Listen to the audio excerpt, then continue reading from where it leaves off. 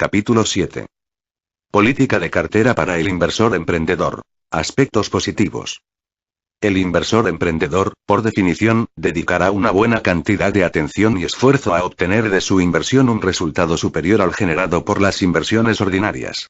En nuestro debate sobre la política de inversión general hemos hecho algunas sugerencias relativas a las inversiones en obligaciones que se dirigían principalmente al inversor emprendedor.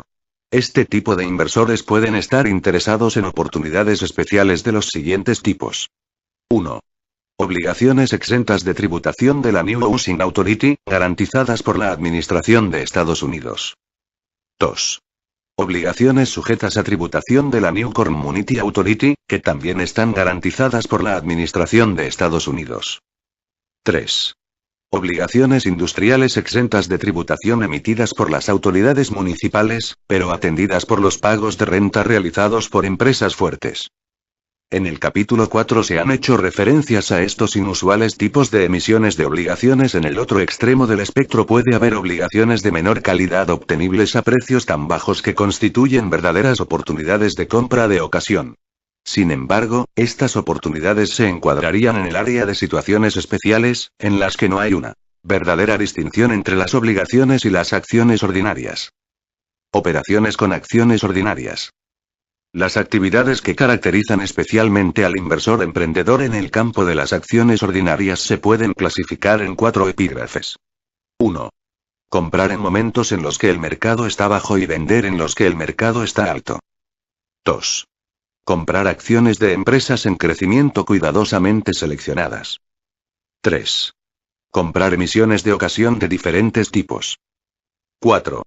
Comprar en situaciones especiales. Política de mercado general, fórmulas de coyuntura. Reservamos para el siguiente capítulo nuestra explicación sobre las posibilidades y las limitaciones de una política de entrar en el mercado cuando éste se haya deprimido y vender en las etapas avanzadas de un período de su vida. Durante muchos años del pasado, esta brillante idea parecía simultáneamente sencilla y factible, al menos después de un examen a primera vista de un gráfico de mercado que abarcase sus fluctuaciones periódicas. Ya hemos admitido con tristeza que el comportamiento del mercado en los 20 últimos años no se ha prestado a este tipo de operaciones basándonos en cualquier tipo de criterio matemático. Las fluctuaciones que han tenido lugar, aunque no han sido de dimensiones desdeñables, habrían requerido un talento especial o una gran sensibilidad a la hora de operar para poder aprovecharlas. Esto se aparta bastante de la inteligencia que estamos suponiendo que tienen nuestros lectores y, por lo tanto, debemos excluir de nuestros postulados las operaciones que se basen en ese tipo de habilidad. El plan 50-50 que proponíamos al inversor defensivo y que expusimos en página 111 es la mejor fórmula específica o automática que podemos recomendar a todos los inversores en las circunstancias de 1972. No obstante, hemos conservado un amplio margen entre el 25% mínimo y el 75% máximo en acciones ordinarias, que ofrecemos a los inversores que tengan marcadas convicciones sobre el peligro o la atracción del nivel del mercado general. Hace 20 años, más o menos, era posible exponer detalladamente una serie de fórmulas claramente determinadas para ir modificando el porcentaje destinado a acciones ordinarias, con la confianza de que estos planes tenían utilidad práctica. Aparentemente, ha pasado la época de utilizar ese tipo de métodos y hoy en día tendría poco sentido tratar de determinar nuevos niveles para entrar y salir del mercado que se basasen en las pautas seguidas desde 1949. Es un período de tiempo demasiado breve para poder extraer de él algún tipo de guía fiable para el futuro método de las acciones de empresas en crecimiento. A todos los inversores les gustaría elegir las acciones de empresas que van a tener mejores resultados que la media durante una serie de años. Las acciones de una empresa en crecimiento podrían definirse como las acciones de una empresa que haya crecido en el pasado y que se espere que vaya a seguir haciéndolo en el futuro. Por lo tanto, parecería lógico que el inversor inteligente se concentrase en elegir un conjunto de acciones de empresas en crecimiento. A la hora de la verdad, la cuestión es algo más complicada, como trataremos de explicar. La identificación de las empresas que han tenido mejores resultados que la media en el pasado es una simple tarea estadística. El inversor puede obtener una lista de 50 o 100 empresas de ese tipo si se la pide a su agente de bolsa. Entonces, ¿por qué no se limita a elegir 15 o 20 de las acciones más prometedoras de este grupo y ¡zas! ¿Ya tiene una cartera de acciones con éxito garantizado? Esa sencilla idea tiene dos fallos. El primero es que las acciones de empresas con un buen historial y con buenas perspectivas aparentes cotizan a precios proporcionalmente elevados. Es posible que el inversor acierte en su valoración sobre las perspectivas de esta empresa y, no obstante, no consiga unos resultados especialmente positivos, por el mero hecho de que ha pagado el precio íntegro, y tal vez excesivo, de la prosperidad prevista. El segundo fallo es que su valoración sobre el futuro puede ser errónea. Un crecimiento inusualmente rápido no se puede mantener eternamente. Cuando una empresa ya ha disfrutado de una brillante expansión, el propio tamaño alcanzado hace que la repetición de sus logros resulte más difícil. En algún momento la curva de crecimiento se atenúa, y en muchos casos se viene abajo. Es evidente que si se limita el análisis a unos pocos ejemplos elegidos, con la ventaja que da el tiempo, se puede demostrar la facilidad con la que se pueden ganar o perder fortunas en el terreno de las acciones de empresas en crecimiento. ¿De qué manera se pueden juzgar con justicia los resultados generales que se pueden obtener en este campo? Creemos que es posible extraer unas conclusiones razonablemente sensatas a partir de un estudio de los resultados obtenidos por los fondos de inversión especializados en el método de selección de acciones de empresas en crecimiento. El respetado manual titulado Investment Companies, publicado anualmente por Arthur Wiesenberger y Company, miembro de la New York Stock Exchange, calcula el rendimiento anual de unos 120 fondos de crecimiento de ese tipo durante una serie de años. De esos fondos, 45 cuentan con registros que cubren 10 años o más. La ganancia general obtenida por estas empresas, sin ponderar el tamaño del fondo, llega al 108% durante la década 1961-1970, tabla 7.1, en comparación con el 105% del índice compuesto S&P y del 83% del GIA 3 en los 2 años 1969 y 1970. La mayoría de los 126 fondos de crecimiento obtuvieron peores resultados que cualquiera de los índices. Se pueden encontrar resultados similares en nuestros estudios anteriores. La consecuencia que cabe extraer es que las inversiones diversificadas en empresas en crecimiento no produjeron recompensas extraordinarias si se comparan con los resultados obtenidos por las acciones ordinarias en general.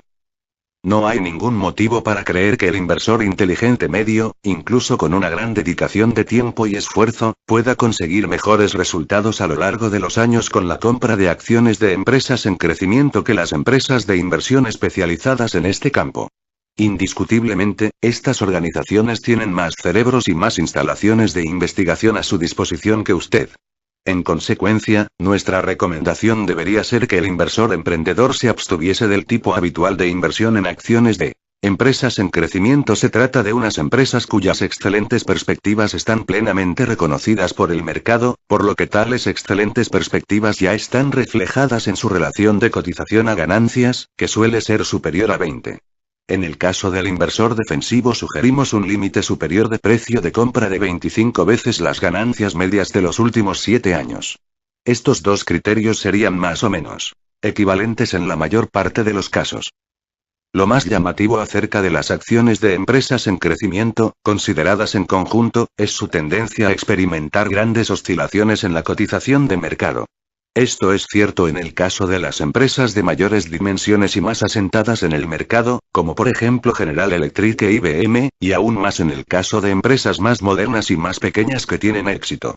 Sirven de ilustración para nuestra tesis de que la principal característica del mercado de valores desde 1949 ha sido la inyección de un elemento muy especulativo en la cotización de las acciones que han conseguido los éxitos más brillantes, y que por sí mismas tendrían derecho a la calificación de óptima inversión. Disfrutan de la mejor calificación de solvencia, y pagan tipos de interés mínimos por los fondos que allegan mediante deuda. La condición de inversión de una sociedad de ese tipo puede mantenerse inalterada durante un largo periodo de años, pero las características de riesgo de sus acciones dependerán de las vicisitudes a las que se vean expuestas en el mercado de valores. Cuanto mayor sea el entusiasmo que sienta el público respecto de esas acciones, y cuanto más rápidamente suban en comparación con el rendimiento real de sus beneficios, mayor será el riesgo que plantean. El lector estaría en su derecho de plantearse si no es cierto que las fortunas realmente cuantiosas obtenidas con las acciones son precisamente las acumuladas por quienes contrajeron un compromiso sustancial en los primeros años de una empresa en cuyo futuro tenían gran confianza, y por quienes conservaron sus acciones originales con una fe inquebrantable mientras sus inversiones se multiplicaban por 100 o más. La respuesta es sí. Sin embargo, las grandes fortunas con inversiones en una única empresa son conseguidas casi siempre por personas que mantienen una estrecha relación con esa empresa concreta, por medio de una relación de empleo, una conexión familiar, etc., que justifica el hecho de que coloquen una gran parte de sus recursos en un único medio y mantengan su compromiso en todas las circunstancias, a pesar de las numerosas tentaciones para vender a precios aparentemente elevados a lo largo de los años. Un inversor que no tenga ese estrecho contacto personal tendrá que afrontar permanentemente la duda de si tiene una parte demasiado elevada de sus fondos en ese único medio. Cada declive, por temporal que resulte ser a la larga, acentuará su problema. Por otra parte, las presiones, tanto internas como externas, pueden obligarle a aceptar lo que a primera vista parece ser un sustancial beneficio, aunque a la larga acabase siendo inferior a la bonanza que podría haber esperado si hubiese conservado su inversión hasta el final. 4. Campos recomendados para la inversión emprendedora. Para obtener unos resultados de inversión mejores que la media durante un período de tiempo prolongado es necesaria una política de selección u operación que sea adecuada en dos frentes. 1. Debe superar la prueba objetiva o racional de su sensatez subyacente y, 2. Debe ser diferente de la política seguida por la mayoría de los inversores o especuladores. Nuestra experiencia y nuestros estudios nos llevan a recomendar 3 métodos de inversión que satisfacen esos criterios. Son muy diferentes unos de otros, y cada uno de ellos puede exigir un tipo diferente de conocimiento y temperamento por parte de quienes lo pongan en práctica. La gran empresa relativamente impopular. Si suponemos que el hábito del mercado consiste en sobrevalorar las acciones de empresas que han tenido un excelente crecimiento o que están de moda por algún otro motivo, es lógico suponer que el mercado minusvalorará, por lo menos en términos relativos, a las empresas que resulten impopulares por acontecimientos insatisfactorios de naturaleza temporal. Esta hipótesis podría formularse en una ley fundamental del mercado de valores, que sugiere un método de inversión que debería resultar conservador y prometedor. El requisito clave en este terreno es que el inversor emprendedor se concentre en las empresas de mayor tamaño que estén atravesando un período de impopularidad. Aunque las empresas pequeñas también pueden estar minusvaloradas por motivos similares, y en muchos casos pueden incrementar sus beneficios y la cotización de sus acciones en un momento posterior, entrañan el riesgo de pérdida definitiva de la rentabilidad y también de un prolongado desinterés, por parte del mercado a pesar de la mejora de sus resultados. Las grandes empresas, por lo tanto, ofrecen una doble ventaja en relación con las otras. En primer lugar, tienen los recursos de capital y de capacidad intelectual para poder superar la adversidad y volver a disfrutar de una base de beneficios satisfactoria. En segundo lugar, es muy probable que el mercado responda con una razonable rapidez a cualquier mejora que se materialice. Una destacable demostración de la sensatez de esta tesis se encuentra en los estudios del comportamiento de las cotizaciones de acciones poco populares integradas en el Dow Jones Industrial Average. El estudio partía de la base de una inversión realizada cada año en las 6 o en las 10 acciones del DJIA que cotizaban a los menores múltiplos de los beneficios del año en curso o del año anterior. Podría decirse que eran las acciones más baratas de la lista, y su condición de barata era evidentemente el reflejo de una relativa impopularidad entre los inversores o los operadores. Adicionalmente se suponía en el estudio que estas acciones eran vendidas al final de períodos de tenencia que oscilaban entre 1 y 5 años. Los resultados de estas inversiones se comparaban con los resultados mostrados por el DJIA en su conjunto o por el grupo de acciones con el mayor multiplicador, es decir, las acciones más populares. El material detallado que tenemos a nuestra disposición cubre los resultados de adquisiciones anuales hipotéticamente realizadas en cada uno de los últimos 53 años. 5 En el período inicial, 1917-1933, este método habría resultado no rentable. Sin embargo, desde 1933 el método ha mostrado unos resultados extraordinariamente satisfactorios.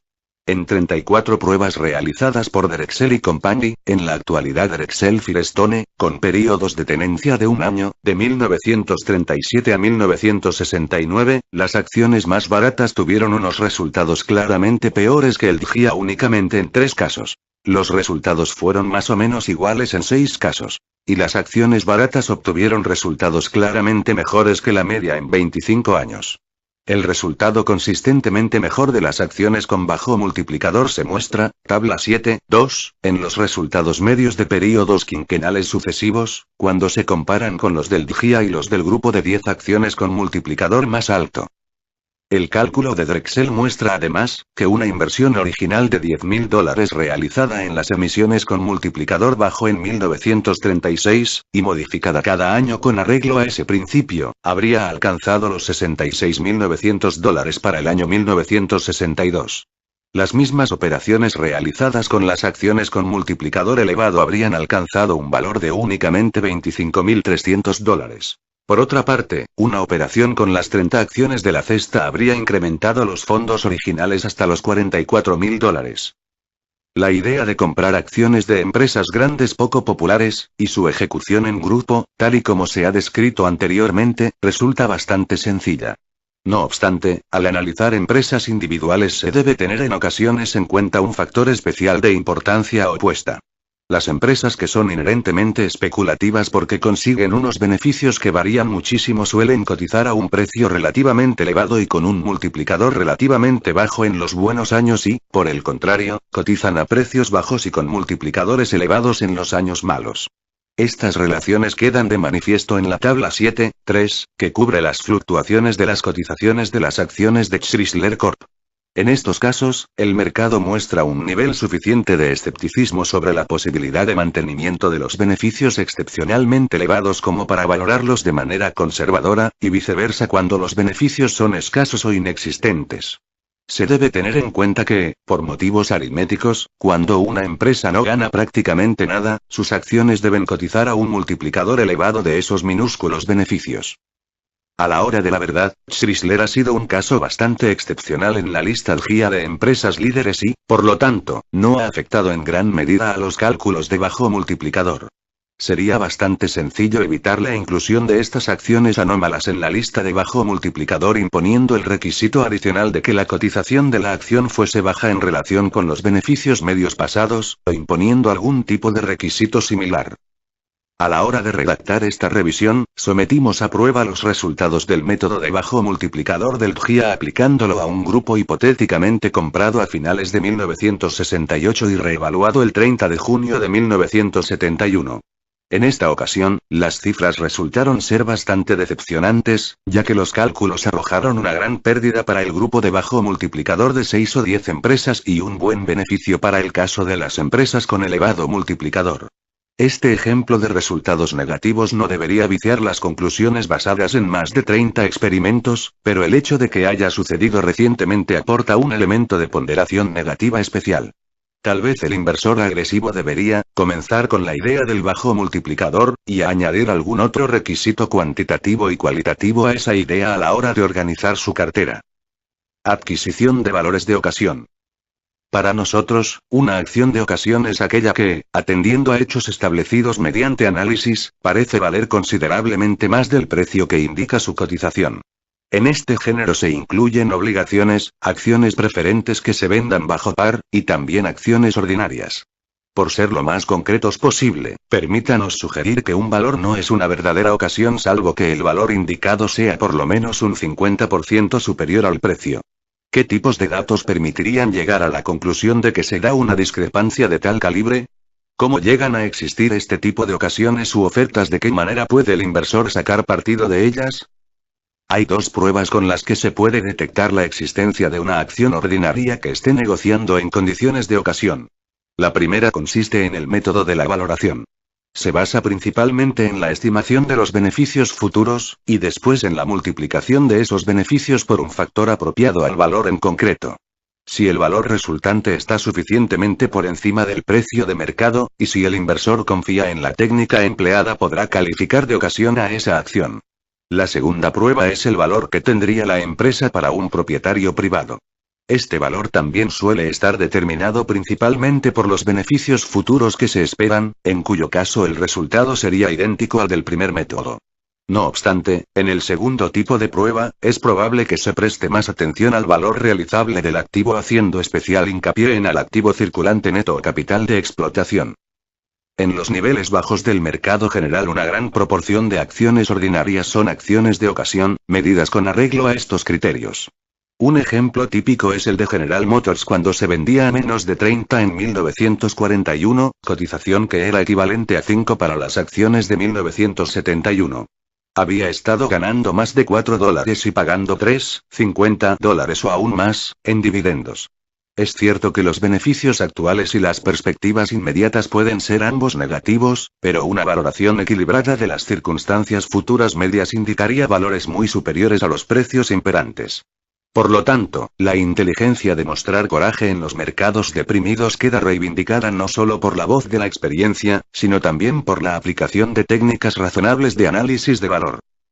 Las mismas veleidades del mercado que suelen hacer que la lista de cotización en general esté en situación de ocasión suelen provocar la existencia de muchas ocasiones individuales prácticamente en cualquier nivel del mercado. El mercado es muy dado a hacer montañas con meros granos de arena, y a convertir pequeños contratiempos en gravísimas dificultades. Incluso la mera falta de interés o de entusiasmo puede impulsar un descenso de precios hasta niveles absurdamente bajos.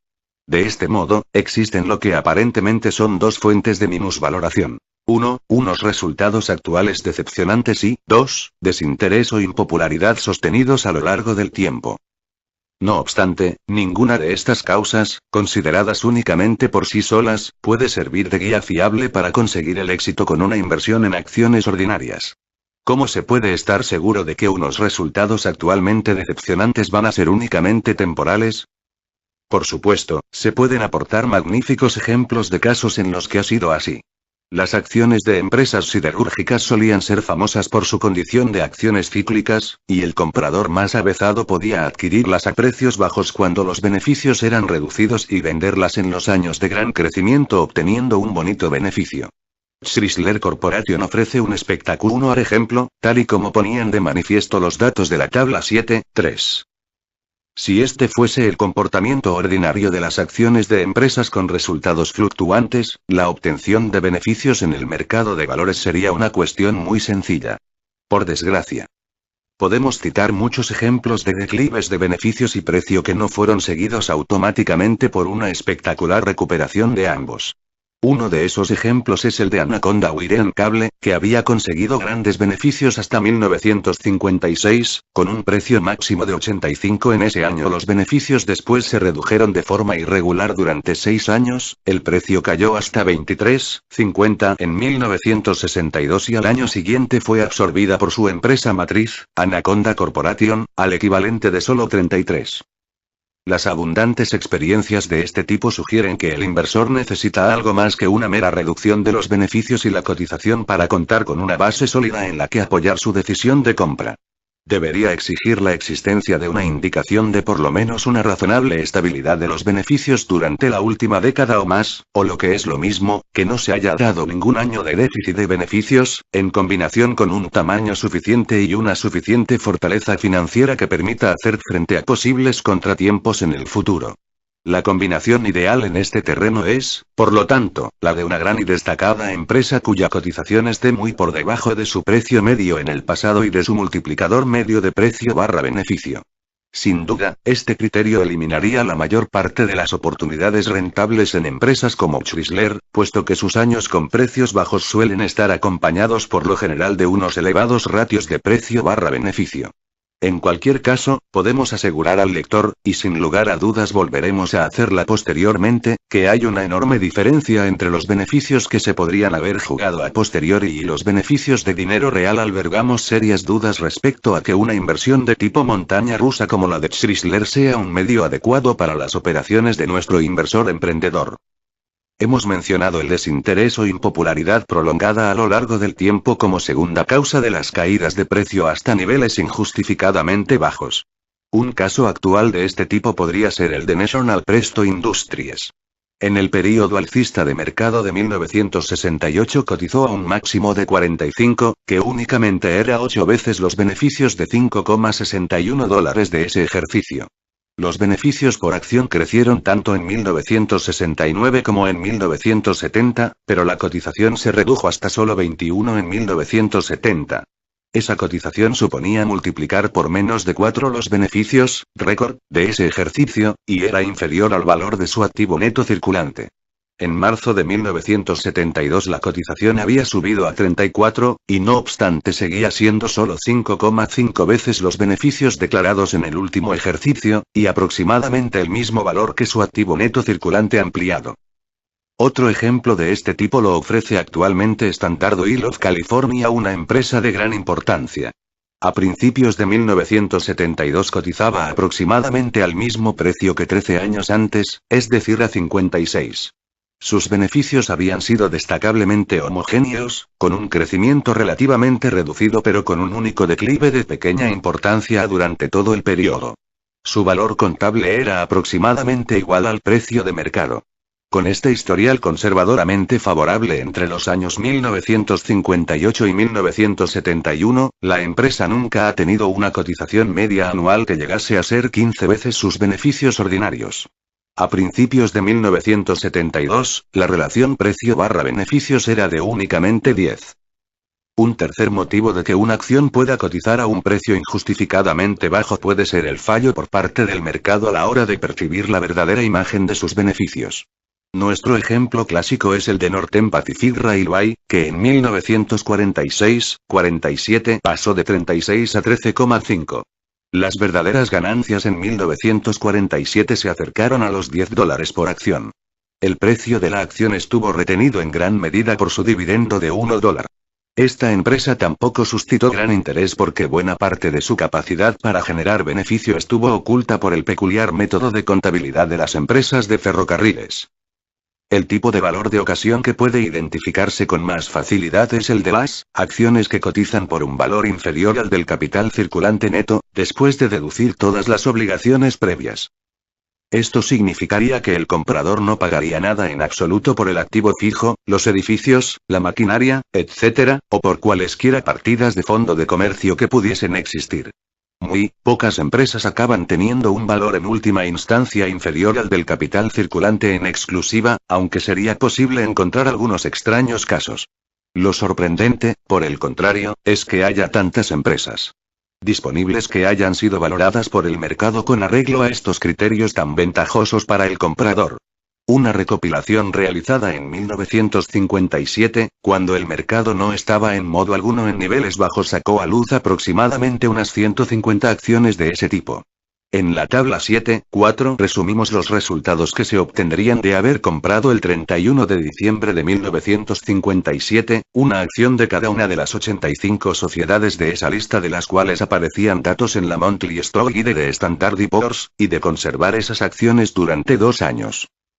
Por algún tipo de coincidencia, cada uno de los grupos progresaron durante 2 años en una medida cercana al valor del activo circulante neto agregado. El beneficio de toda la cartera durante ese periodo fue del 75%, en comparación con el 50% de las 425 empresas industriales del Standard & Poor's. Lo que es más destacable es que ninguna de las emisiones arrojaron pérdidas significativas, 7 de ellas se mantuvieron aproximadamente al mismo nivel, y 78 mostraron sustanciales ganancias. Nuestra experiencia con este tipo de selección de inversión, actuando siempre con criterios diversificados, fue uniformemente buena durante muchos años con anterioridad a 1957. Probablemente podría afirmarse sin duda que constituye un método seguro y rentable de determinar y aprovechar situaciones minusvaloradas. No obstante, durante la subida de mercado generalizada que tuvo lugar después de 1957, el número de oportunidades de este tipo se limitó extraordinariamente, y muchas de las disponibles arrojaron pequeños beneficios de explotación o incluso pérdidas. La recesión de mercado de 1969-1970 produjo una nueva cosecha de estas acciones por debajo del capital circulante. Hablaremos sobre este grupo en el capítulo 15, que versa sobre la selección de acciones para el inversor emprendedor. Modelo de acciones de ocasión de empresas de segundo nivel. Hemos afirmado que una oferta de segundo nivel es aquella que no es líder de un sector relativamente importante. Por lo tanto, puede ser alguna de las empresas de menores dimensiones de un sector importante, pero también podría ser alguna de las empresas más importantes de un sector de escasa entidad. A modo de excepción, una empresa que haya conseguido establecerse como empresa en crecimiento no suele ser considerada, por regla general, de segundo nivel. En el gran período alcista de mercado de la década de 1920 se establecían relativamente pocas distinciones entre líderes sectoriales y otras acciones admitidas a cotización, siempre y cuando estas últimas fuesen de tamaño respetable. El público tenía la impresión de que las empresas de medianas dimensiones eran lo suficientemente resistentes para capear los temporales y que tenían mejores posibilidades de conseguir una expansión realmente espectacular que las empresas que ya tenían grandes dimensiones. Los años de la depresión 1931-1932, no obstante, tuvieron un efecto especialmente devastador entre las empresas que no eran de primera fila, ya fuese a causa de su tamaño o de su estabilidad inherente. A causa de esa experiencia, los inversores han adquirido desde entonces una marcada preferencia por los líderes sectoriales y una concomitante falta de interés durante la mayor parte del tiempo por las empresas ordinarias de importancia secundaria. Esto ha significado que este último grupo tradicionalmente ha cotizado a unos precios muy inferiores en relación con los beneficios y los activos de aquellos a los que han cotizado las empresas integradas en el primer grupo. Adicionalmente, ha significado que en muchos casos el precio ha caído hasta niveles tan bajos que las acciones de estas empresas han llegado a estar incluidas en la categoría de ocasiones. Cuando los inversores rechazaban las acciones de empresas secundarias, aun cuando se vendiesen a precios relativamente bajos, estaban expresando la creencia, o el temor de que estas empresas tuviesen que enfrentarse a un futuro decepcionante. De hecho, por lo menos de manera subconsciente, calculaban que cualquier precio era demasiado elevado para estas empresas porque en el fondo estaban condenadas a la extinción, en un sentido muy similar a la teoría complementaria imperante en 1929 de que las empresas de primer orden nunca alcanzarían un precio que fuese demasiado elevado porque sus posibilidades en el futuro eran ilimitadas. Tanto una como otra opinión eran exageraciones y acabaron conduciendo a severos errores de inversión. De hecho, la sociedad cotizada de dimensiones medianas suele ser de un tamaño considerable, si se compara con las empresas que no cotizan en bolsa. No hay motivos razonables para que tales empresas no sigan operando de manera indefinida, sometidas a las vicisitudes características de nuestra economía, pero ganando, en conjunto, una rentabilidad razonable sobre su capital invertido. Esta somera revisión indica que la actitud adoptada por el mercado de valores hacia las empresas de orden secundario suele ser poco realista y, en consecuencia, suele crear, en épocas ordinarias, innumerables casos de graves minusvaloraciones. A la hora de la verdad, el período de la Segunda Guerra Mundial y la expansión de la posguerra fueron más beneficiosos para las pequeñas empresas que para las grandes, porque en aquel momento la competencia ordinaria para conseguir ventas se suspendió y las empresas de menores dimensiones pudieron ampliar sus ventas y sus márgenes de beneficio de manera más espectacular.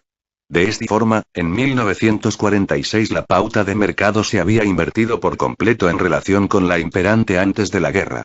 Mientras que las acciones líderes del Dow Jones Industrial Average únicamente habían subido el 40% desde finales de 1938 hasta el máximo de 1946, el índice Standard & Poor's de acciones de precio reducido se había disparado nada menos que el 280% durante ese mismo periodo.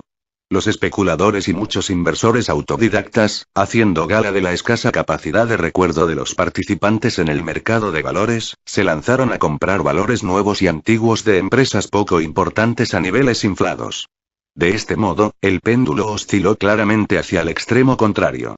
El mismo tipo de valores de empresas secundarias que anteriormente había proporcionado con gran diferencia la mayor proporción de oportunidades de compras de ocasión estaba registrando en el momento presente el mayor número de ejemplos de sobrevaloración y exceso de entusiasmo irracional.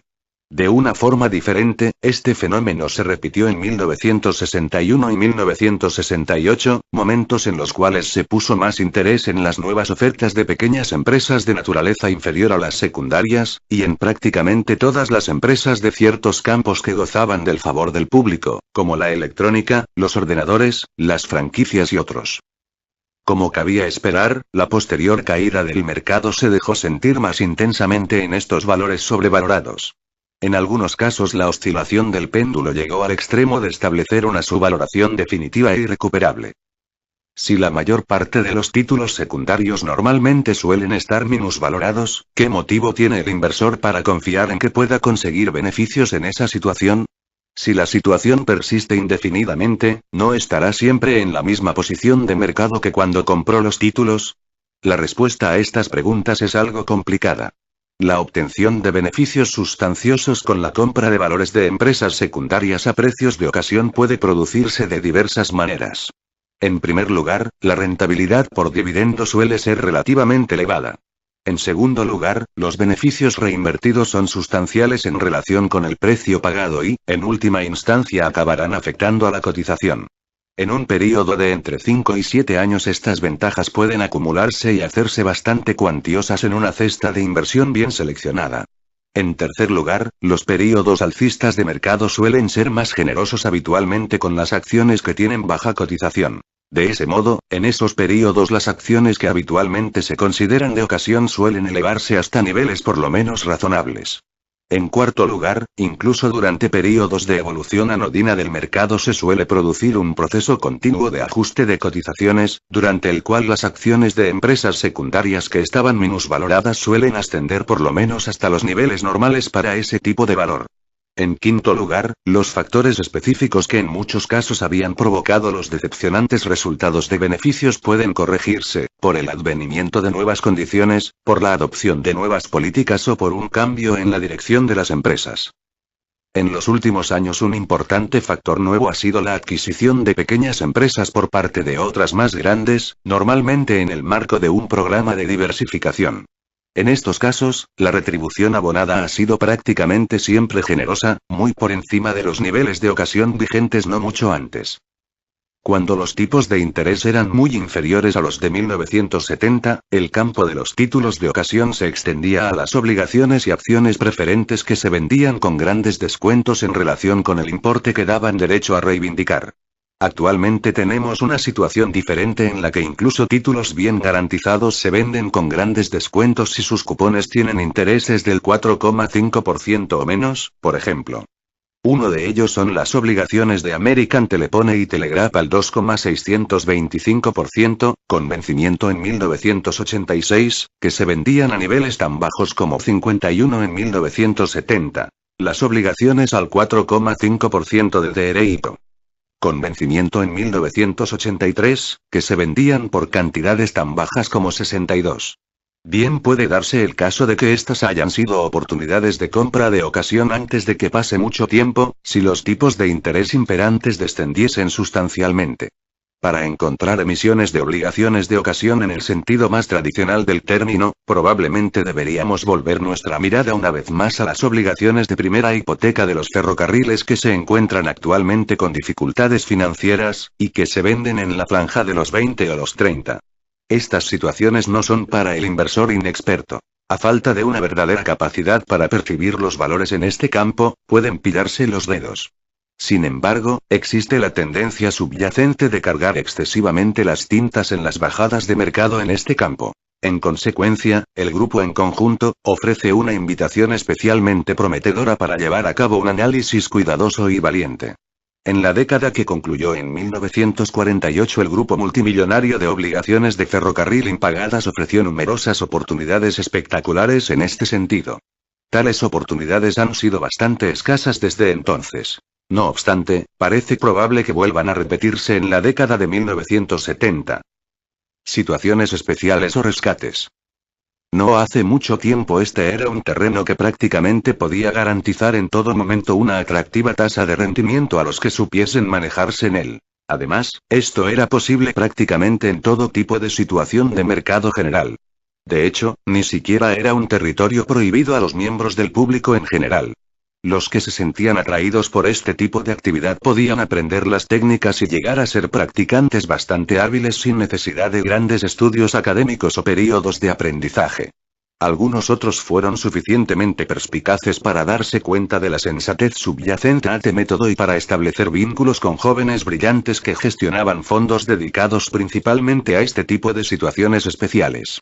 No obstante, en los últimos años, por motivos que expondremos posteriormente, el campo del arbitraje y las operaciones de rescate ha llegado a ser más arriesgado y menos rentable. Bien pudiera darse el caso de que en años venideros este terreno volviese a ser más propicio. En cualquier caso, merece la pena exponer la naturaleza general y el origen de estas operaciones, con uno o dos ejemplos ilustrativos. La situación especial típica ha tenido su origen en el aumento del número de adquisiciones de empresas pequeñas por parte de las empresas grandes, a medida que el evangelio de la diversificación de productos iba siendo adoptado por un número cada vez más elevado de equipos directivos. Casi siempre parece un buen negocio para estas empresas la adquisición de una empresa existente en el terreno en el que desea introducirse, en lugar de la alternativa de lanzar un nuevo proyecto desde cero. Para que esta adquisición sea posible, y para conseguir la aceptación de la necesaria mayoría de los accionistas de la empresa adquirida, casi siempre es necesario ofrecer un precio considerablemente superior al nivel imperante en el mercado.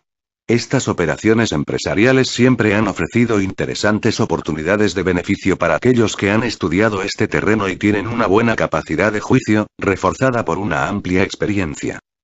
Los inversores hábiles consiguieron grandes cantidades de dinero no hace muchos años mediante la adquisición de obligaciones de empresas ferroviarias inmersas en procesos concursales, obligaciones que sabían que valdrían mucho más de lo que les habían costado cuando esas empresas fuesen finalmente reorganizadas.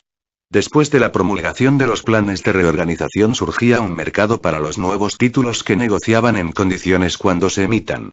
Estos nuevos títulos casi siempre se vendían por una cifra considerablemente superior al coste de las viejas emisiones que iban a ser canjeadas por ellos. Siempre existía el riesgo de que los planes no se consumasen o de que se produjesen demoras imprevistas, pero en conjunto estas operaciones de arbitraje resultaron ser extraordinariamente rentables.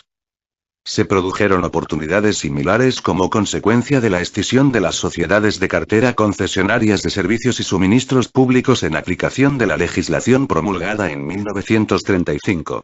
Prácticamente todas estas empresas acabaron valiendo considerablemente más cuando dejaron de ser sociedades pertenecientes a una sociedad de cartera y se convirtieron en un grupo de empresas operativas independientes.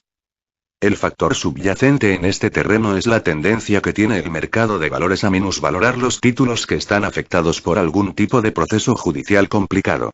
Tradicionalmente, había un aforismo en Wall Street que decía: nunca te metas en juicios. Puede ser un buen consejo para el especulador que esté tratando de llevar a cabo acciones rápidas con sus carteras.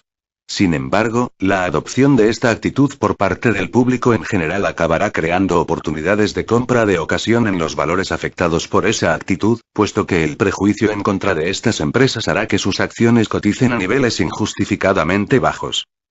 El aprovechamiento de las situaciones especiales es una rama técnica de la inversión que exige una mentalidad y una dotación un tanto inusual. Probablemente, solo una pequeña parte de nuestros inversores emprendedores acabarán dedicándose a esta actividad, y este libro no es el medio adecuado para exponer sus complicaciones.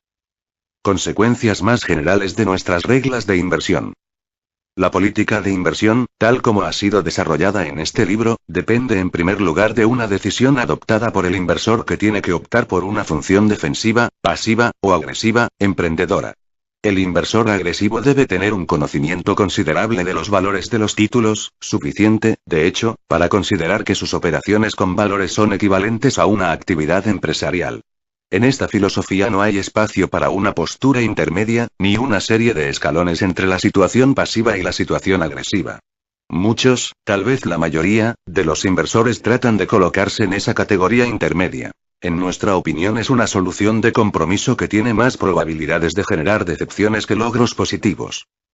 Como inversor no puede pretender convertirse, si quiere actuar de manera razonable, en medio empresario y pensar en tener la mitad de los beneficios normales con sus fondos. De este razonamiento se desprende que la mayoría de los propietarios de valores deberían optar por la calificación de defensivos. No tienen ni el tiempo, ni la determinación, ni la preparación mental para lanzarse a la inversión como actividad semiempresarial. Por lo tanto, deberían contentarse con el excelente rendimiento que en la actualidad se puede conseguir con una cartera defensiva, e incluso con menos, y deberían resistir con firmeza la tentación recurrente de incrementar este rendimiento desviándose hacia otros terrenos. El inversor emprendedor podría lanzarse justificadamente a cualquier operación con valores para la cual su formación y su capacidad de juicio sean adecuadas y que parezca suficientemente prometedora medida con arreglo a criterios empresariales establecidos. En nuestras recomendaciones y advertencias para este grupo de inversores hemos tratado de aplicar tales criterios empresariales. En los destinados al inversor defensivo nos hemos guiado principalmente por los 3 requisitos de seguridad subyacente, sencillez de elección y promesa de resultados satisfactorios, tanto en términos psicológicos como aritméticos. El uso de estos criterios nos ha llevado a excluir del campo de las inversiones recomendadas una serie de tipos de valores que normalmente se consideran adecuados para varios tipos de inversores. Estas prohibiciones se enumeraron en nuestro primer capítulo, en la página 47. Analicemos de una manera algo más detallada que antes las nociones implícitas en estas exclusiones. Hemos desaconsejado la compra a precio completo de 3 categorías de títulos importantes. 1. Obligaciones extranjeras, 2. Acciones preferentes ordinarias, y 3. Acciones ordinarias secundarias, incluidas, por supuesto, las ofertas originales de ese tipo de títulos. Con la expresión precio completo nos referimos a un precio cercano a la par en el caso de obligaciones o acciones preferentes, y a precios que representan más o menos el valor justo empresarial de la empresa en caso de acciones ordinarias. La inmensa mayoría de los inversores defensivos deben evitar estas categorías, sea cual sea el precio. El inversor emprendedor deberá comprarlas únicamente cuando sean obtenibles a precios de ocasión, que ya hemos afirmado que son los precios que no son superiores a 2/3 del valor de tasación de los valores. ¿Qué ocurriría si todos los inversores se guiasen por nuestros consejos sobre estas cuestiones? Esta cuestión se abordó en lo que respecta a las obligaciones extranjeras en la página 164, y no tenemos que añadir nada a lo que dijimos en aquel momento. Las acciones preferentes de categoría de inversión deberían ser adquiridas únicamente por personas jurídicas, como las compañías de seguros, que pueden beneficiarse con el régimen tributario especial del que disfrutan ese tipo de acciones cuando sus tenedores son personas jurídicas. La consecuencia más problemática de nuestra política de exclusiones se produce en el terreno de las acciones ordinarias de segunda categoría. Si la mayoría de los inversores, integrados como deben estar en la categoría defensiva, no las comprasen en absoluto, el conjunto de posibles compradores se restringiría gravemente. Además, si los inversores agresivos únicamente deben comprarlas cuando sus precios están en niveles de ocasión, estas acciones estarían condenadas a venderse por debajo de su valor justo, salvo en la medida en que fuesen adquiridas por motivos poco inteligentes. Es posible que esto suene muy estricto e incluso vagamente poco ético. Sin embargo, a la hora de la verdad, nos estamos limitando simplemente a reconocer lo que ha ocurrido en la práctica en este terreno durante la mayor parte de los últimos 40 años. Las emisiones de segunda categoría, en su mayor parte, fluctúan en torno a un nivel central que está muy por debajo de su valor justo. Alcanzan, e incluso superan, ese valor justo en ciertas ocasiones. Pero esto suele suceder en las etapas superiores de los períodos alcistas de mercado, cuando las lecciones extraídas de la experiencia práctica aconsejarían no pagar los precios imperantes por las acciones ordinarias. Por lo tanto, únicamente estamos sugiriendo que el inversor agresivo sea consciente de las verdades de la vida a las que deben hacer frente estos valores de categoría secundaria, y que reconozca que los niveles de mercado central que son habituales para esta categoría deben ser la guía de referencia para establecer sus propios niveles de compra. En cualquier caso, en esta cuestión se da una paradoja. La empresa de categoría secundaria bien elegida típica puede ser tan prometedora como el líder sectorial típico. Las carencias que afectan a las empresas de mejores dimensiones en materia de estabilidad inherente pueden compensarse fácilmente con sus mayores posibilidades de crecimiento. En consecuencia, a muchos lectores les puede parecer ilógico denominar poco inteligente la compra de estos valores secundarios a sus niveles de pleno valor empresarial. Creemos que el argumento más fuerte es el de la experiencia. La historia financiera indica claramente que el inversor puede esperar resultados satisfactorios, de media, con las acciones ordinarias de categoría secundaria únicamente si las compra por un valor inferior al que tendrían para un propietario particular, es decir, si las compra de ocasión. La última frase indica que este principio se refiere al inversor ordinario externo. Cualquier persona que pueda controlar una empresa secundaria, o que forme parte de un grupo cohesionado que ejerza dicho control, estaría absolutamente justificado para comprar las acciones con los mismos criterios que si estuviese invirtiendo en una sociedad no cotizada u otro tipo de empresa particular. La distinción entre las dos situaciones, y entre las políticas de inversión que se deben aplicar en cada una de ellas, en lo que respecta a personas de dentro y fuera de la empresa adquiere más importancia a medida que se reduce la importancia de la propia empresa. Una característica esencial de una empresa de primer orden o líder es que una acción única, por sí sola, suele valer tanto como una acción perteneciente a un bloque de control. En las empresas de categoría secundaria el valor de mercado medio de una acción independiente es sustancialmente menor que el valor que tiene para el propietario que ejerce el control. A causa de este hecho, la cuestión de las relaciones entre los accionistas y los directivos, y entre los accionistas internos y externos suele ser mucho más importante y controvertida en el caso de las empresas de categoría secundaria que en el caso de las empresas de categoría primaria. Al final del capítulo 5 comentamos la dificultad que existía a la hora de hacer distinciones claras y precisas entre empresas primarias y secundarias. Las numerosas empresas que se encuentran en los límites colindantes de las dos categorías pueden razonablemente mostrar un comportamiento de precio intermedio. No sería ilógico que un inversor adquiriese acciones de cualquiera de esas empresas con un pequeño descuento del precio indicado o de casación, con el argumento de que se encuentran a una pequeña distancia de la clasificación de empresas primarias y que bien podrían adquirir esa clasificación en un futuro no muy lejano. Por lo tanto, la distinción entre empresas de categoría primaria y secundaria no tiene por qué hacerse con excesiva precisión. Dado que, si se estableciese de manera precisa y tajante, una pequeña diferencia de calidad debería producir una gran diferencia en el precio de compra que estaría justificado. Al hacer esta afirmación estamos admitiendo la existencia de un terreno intermedio en la clasificación de las acciones ordinarias, aunque no nos hemos mostrado partidarios de defender la posibilidad de dicho terreno intermedio en la clasificación de inversores. Nuestro argumento para esta aparente incongruencia es el siguiente. No se desprende un grave perjuicio de la existencia de algún cierto nivel de incertidumbre a la hora de evaluar un único valor, porque estos casos son excepcionales y la cuestión no tiene una gran trascendencia. Sin embargo, la elección del inversor entre una postura defensiva y una postura agresiva tiene graves e importantes consecuencias para él, y no debería permitirse que quedase en una situación confusa o comprometida a la hora de adoptar esta decisión básica. Comentario al capítulo 7. Hace falta una gran osadía y una gran cautela para amasar una gran fortuna. Cuando se ha logrado, hace falta 10 veces más osadía y cautela para conservarla. Nathan Mayer Rothschild. La coyuntura no es nada.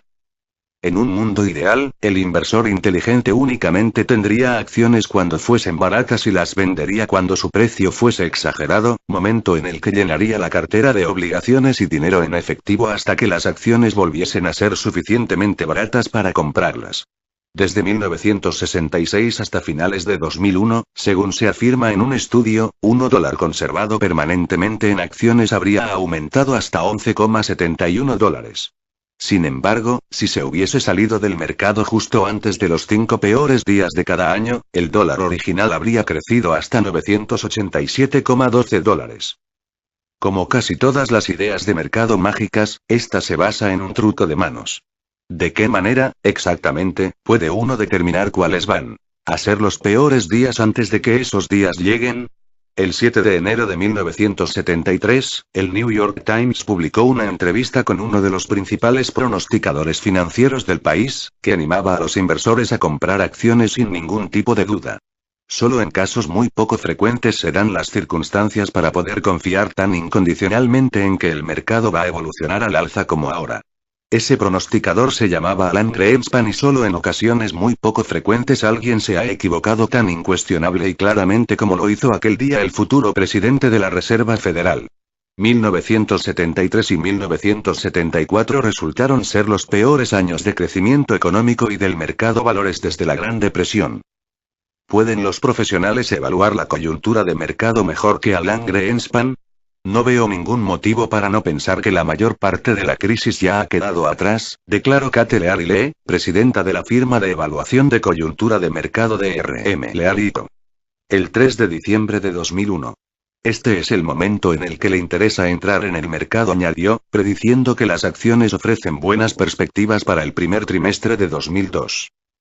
Durante los 3 siguientes meses, las acciones consiguieron una diminuta rentabilidad de 0,28%, resultados que estaban 1,5 puntos porcentuales por debajo de los conseguidos por el dinero en metálico. Lear y no es la única. Un estudio realizado por los profesores de finanzas de la Duke University descubrió que si hubiésemos seguido las recomendaciones del mejor 10% de todos los boletines de análisis de coyuntura de mercado, habríamos obtenido un 12,6% de rendimiento anualizado entre 1991 y 1995. No obstante, si no hubiésemos hecho caso de esas recomendaciones y hubiésemos mantenido nuestro dinero en un fondo de índice del mercado, habríamos obtenido un 16,4%. Como el filósofo danés Søren Kierkegaard indicó, la vida solo se puede entender mirando hacia atrás, pero se debe vivir mirando hacia adelante.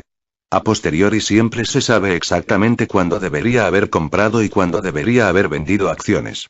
No deje que eso le lleve a pensar que es usted capaz de percibir, en tiempo real, en qué momento tiene que entrar y en qué momento tiene que salir. En los mercados financieros, a posteriori siempre se tiene razón al 100%, pero a priori no se tiene ni idea.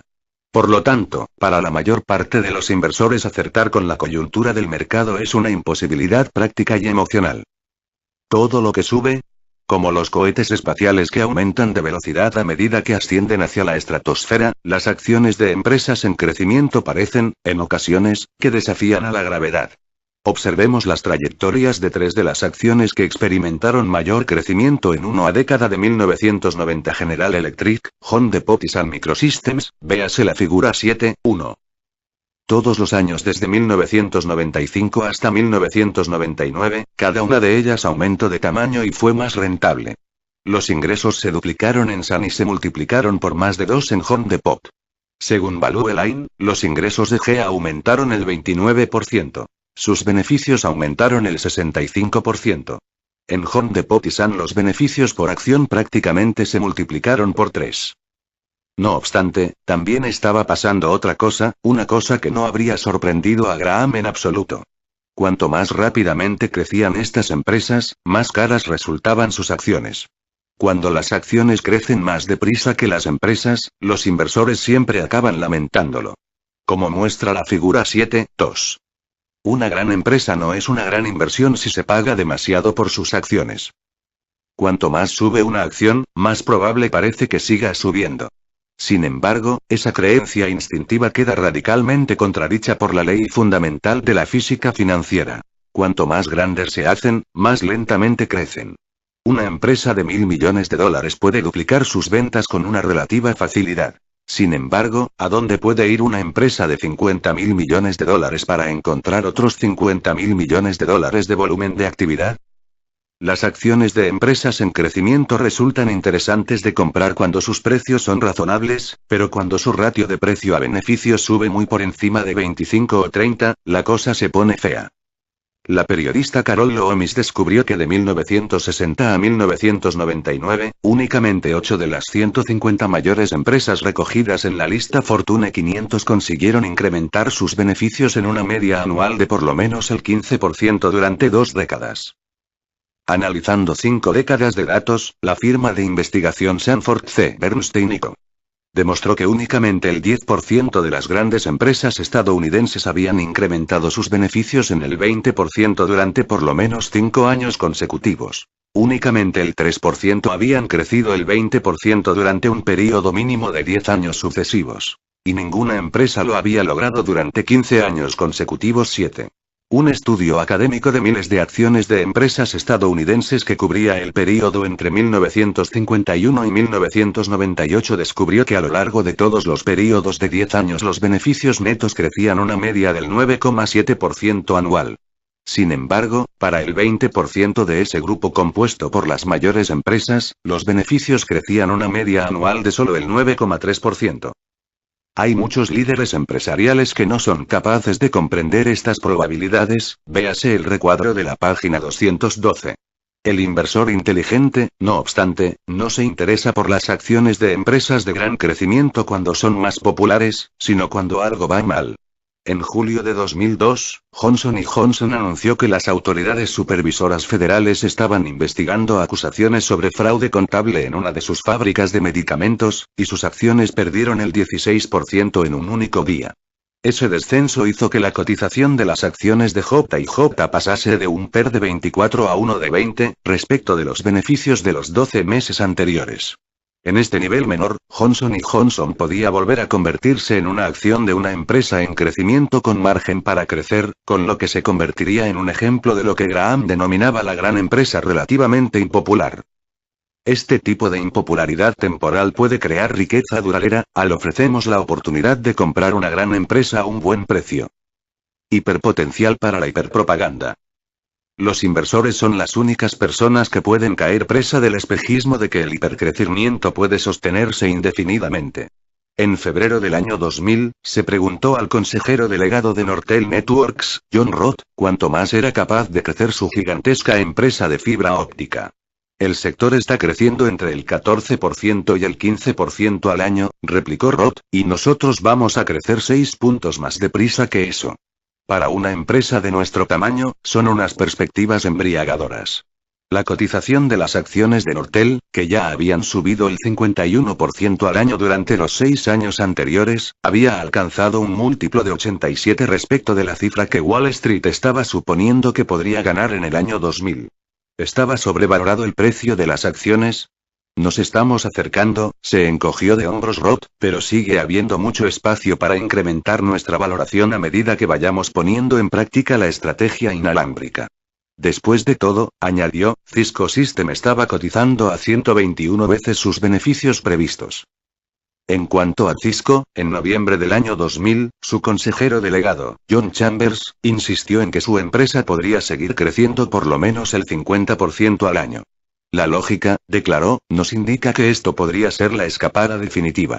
La cotización de las acciones de Cisco había experimentado una gran retracción, en aquel momento se encontraba en un nivel que suponía multiplicar solamente por 98 los beneficios del ejercicio anterior, y Chambers animaba a los inversores a que comprasen. ¿Por quién van a apostar?, preguntó. Esta puede ser la oportunidad. Al contrario, estas empresas de crecimiento se contrajeron y sus sobrevaloradas acciones se marchitaron. Los ingresos de Nortel se redujeron al 37% en el año 2001, y la empresa perdió más de $26.000 millones aquel año. Los ingresos de Cisco se incrementaron el 18% en el año 2001, pero la empresa acabó con una pérdida neta de más de $1.000 millones. Las acciones de Nortel, que cotizaban a $113,50 cuando Roth pronunció aquellas palabras, concluyeron el año 2002 a $1,65. Las acciones de Cisco, que cotizaban a $52 cuando Chambers afirmó que su empresa estaba a punto de escaparse del pelotón, se vinieron abajo hasta los $13. Desde entonces, ambas empresas han sido más discretas a la hora de predecir su futuro. ¿Debería poner todos sus huevos en una única cesta? Ponga todos sus huevos en una única cesta, y después vigile esa cesta, proclamó Andrew Carnegie hace un siglo. No disperse sus fuerzas, los grandes éxitos en la vida se consiguen con la concentración. Como señala Graham, las fortunas grandes de verdad conseguidas en la bolsa son las de personas que acumularon todo su dinero en una única inversión que conocían extraordinariamente bien. Prácticamente todas las personas más ricas de Estados Unidos pueden atribuir su riqueza a una inversión concentrada en una única industria o incluso en una única empresa, pensemos en Bill Gates y Microsoft, Sam Walton y Walmart, o en los Rockefeller y Standard Oil. La lista Forbes 400 de los estadounidenses más ricos, por ejemplo, ha estado dominada por fortunas sin diversificar desde que fue recopilada por primera vez en 1982. No obstante, prácticamente ninguna pequeña fortuna se ha ganado de esa forma, y no hay muchas grandes fortunas que se hayan conservado de esa manera. Lo que Carnegie se olvidó de mencionar es que la concentración también da lugar a la mayor parte de los grandes fracasos de la vida. Vuelva a examinar la lista de los ricos de Forbes. En 1982, el patrimonio neto de un miembro del Forbes 400 era de 230 millones.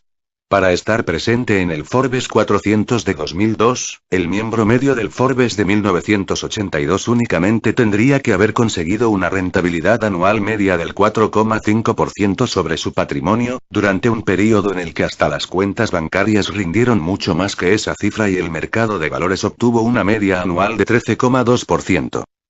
¿Cuántas de las fortunas del Forbes 400 de 1982 seguían en la lista 20 años después? Únicamente 64 de los miembros originales, un escaso 16% seguían en una lista en el año 2002.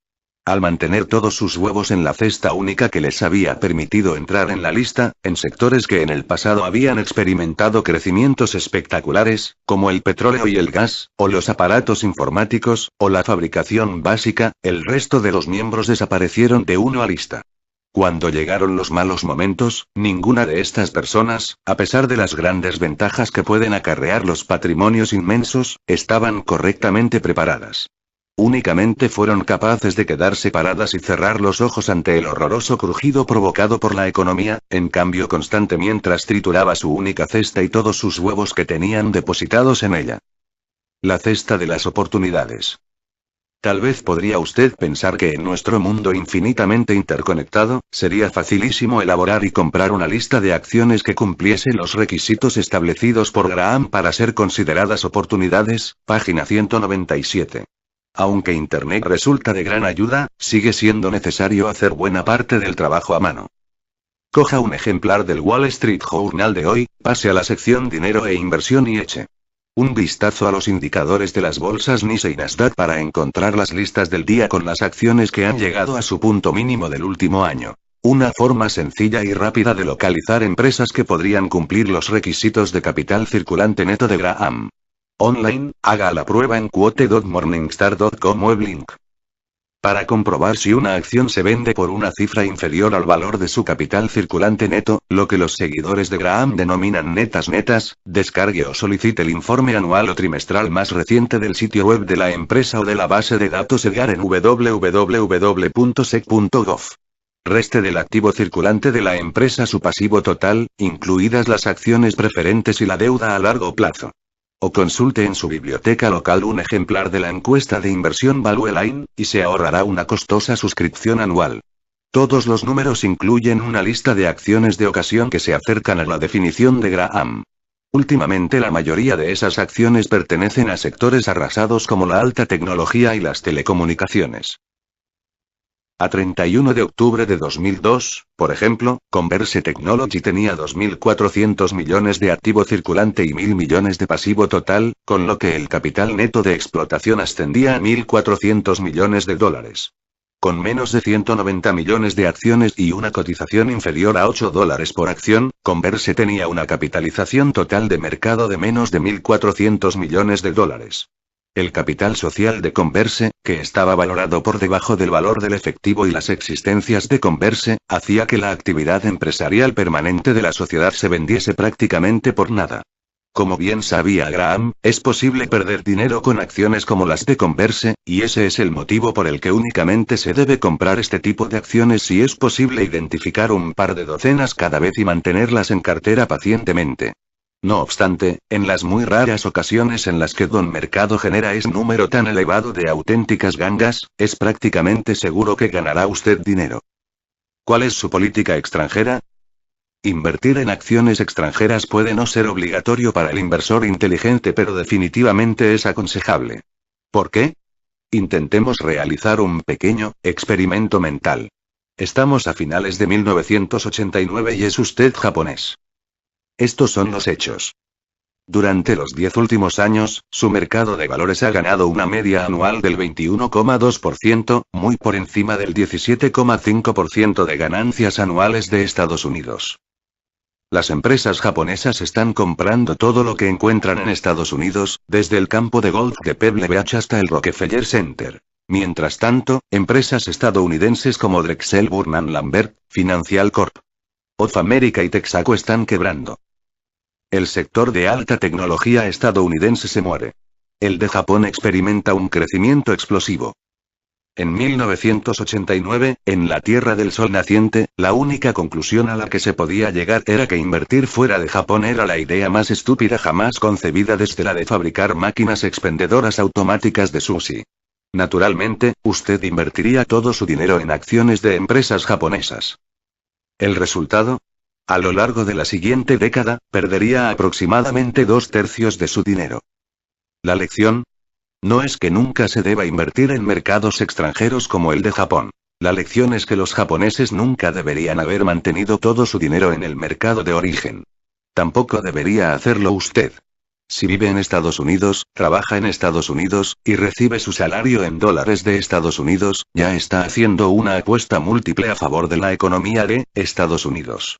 Para ser prudente, debería poner parte de su cartera de inversión en otro lugar, simplemente porque nadie, en ningún lugar, puede estar seguro nunca de lo que va a pasar en el futuro en su país de origen o en el extranjero. Destinar hasta un tercio del dinero que se invierte en fondos de inversión que tengan acciones extranjeras, incluidas las de empresas de economías emergentes, es útil para asegurarse frente al riesgo de que el país de origen no siempre sea el mejor lugar del mundo para invertir.